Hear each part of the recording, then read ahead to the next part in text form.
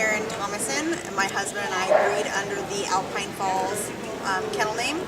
I've been in Amstaff since 1997, and Ed and I have had Alpine Falls together since 2004. How would you evaluate the quality of dogs in the USA and the rest of the world? Is the quality getting better or not, and why? I think that the quality overall is standing still. I think that the dogs are improving in some respects and getting worse in other respects. I would like to see an improvement. Overall, I think too many people just breed to breed and don't breed good qualities together to make sure that they're improving versus, they're just staying the same. What are the major faults in Amstaffs nowadays, and how can we avoid breeding these faults? I think that we have two major faults in our breed. Size, I think they're too tall. And I think the top lines are incorrect. Too many tabletop top lines. I'd like to see the dogs get back closer to standard and that they have a fall off on the croup with the lower tail set, where too many dogs, their tails just come right off their back and makes for improper tail carriage and just an incorrect top line. How to improve it?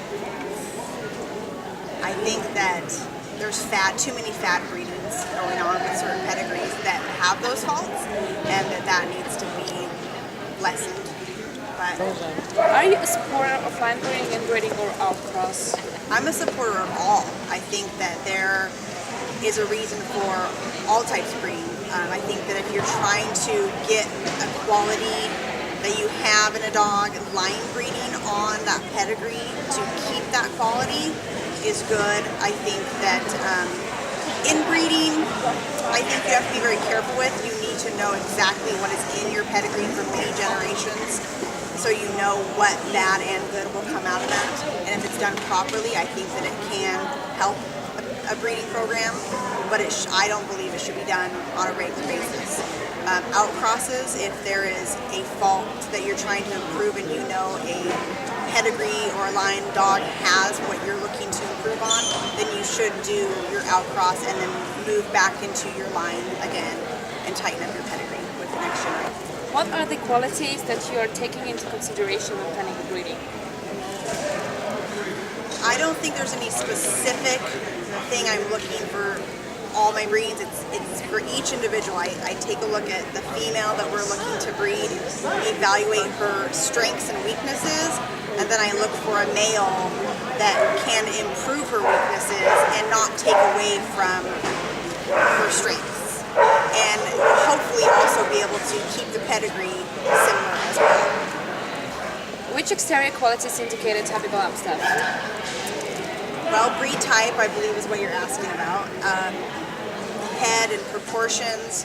I think that when you have the right terrier and bulldog combination, a little more terrier than bulldog, you're going to get the heavy bone, the rib spring, not too tall. You'll get those proportions that you're looking for. Obviously, the head is very important with their strong cheek muscles and proper planes on their heads, the square muzzle. I believe that their attitude helps make an Amstaff. Our breed says they should be, standard says they should be keenly alive to their surroundings, and I think that they should exude that confidence, and that helps out with breed type in my opinion. Do you know any temperament tests for puppies that will help to determine what kind of temperament dog will have in the future?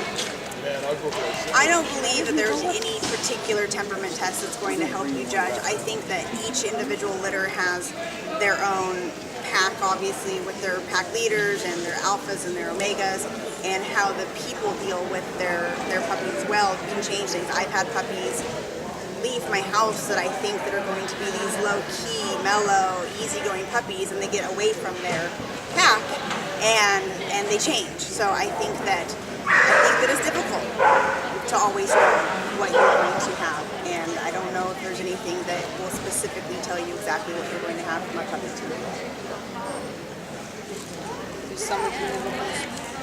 In some European countries, it's not necessary to travel and participate in a country to gain champion diploma.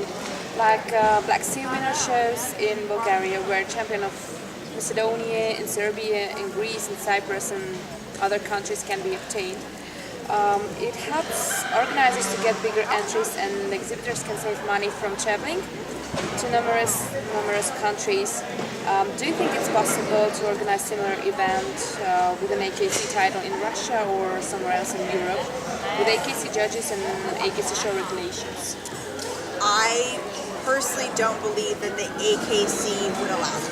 I think that the way they run their club, that they would not allow a championship for AKC to be obtained in a different country. I don't know the exact rules, but I don't believe that is possible. And the last question is regarding the number of dogs entered for the national and regional. Why do you think this is a small entry? I think that the economy in the United States has not been the best, and I believe that it's finally taken its toll on people, and they're not traveling as much. It's dog shows across the world, or across the United States, that the entries are just lower, and maybe the location wasn't the best. I don't know. I know there's a decent amount of people that flew in, drove here, but I think the economy has made the entries lower. People just get afford it. Regarding using dogs with big faults like disqualifying. I mean, our breed standard doesn't have disqualifying fault, but such fault as wrong bite or kink tail. What's your opinion about using those dogs? White collars.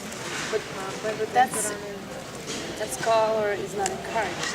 Well, I bred a white female, so I think that it's another fault. I think that with a kink tail, that is an extension of their spine. So if there's a problem with their spine, that is probably something that should not be encouraged, breeding a dog with a kink tail. Bad bites, obviously, we all would like to have perfect bites. Some pedigrees have more bad bites than others. I think that for us personally, we try and stay away from that. However, if there was this amazing dog that was perfect for what we wanted in every other way, I can't say that we wouldn't breed to it if it was perfect for my bitch. And then monitor the puppies and their bites. I try not to, but we've been very good about breeding good bites for the most part, but I think that it's just another fault to consider. One other thing besides the top line size that I think should be improved in our breed is the shoulder assembly. I think that a lot of people breed Amstaffs like Bull Terrier fronts, and they move like this in the front, straightforward, and people don't realize that they should converge and come towards a center line. And too many wide front movements. The shoulder lay-in isn't correct, the shoulder placement, the upper arm's too short. I think that our breed needs an improvement on their shoulder assembly. I was curious to know your thoughts regarding big litters. When people keep lots of dogs, I mean 10, 12, 14 puppies are born. Do you keep them all, or you would prefer to keep a smaller number of dogs? From a litter, like in regards to culling puppies, Yeah. or I don't necessarily believe in culling puppies unless there's something wrong. So, okay. If you have a big litter, and unless there's something wrong with those puppies, I think that you should keep them. I mean, you should raise them and place them in the homes appropriately. Yeah. I know that there's a lot of people that cull white puppies and things like that. I can't say that I don't blame them. We've had white puppies and it can be hard to place. You can have deafness. I have mixed feelings. So you never say never. I won't say never. I think saying never in any situation is wrong, but it's not something that I would want to do. I think that it would probably make me cry. I love my puppies.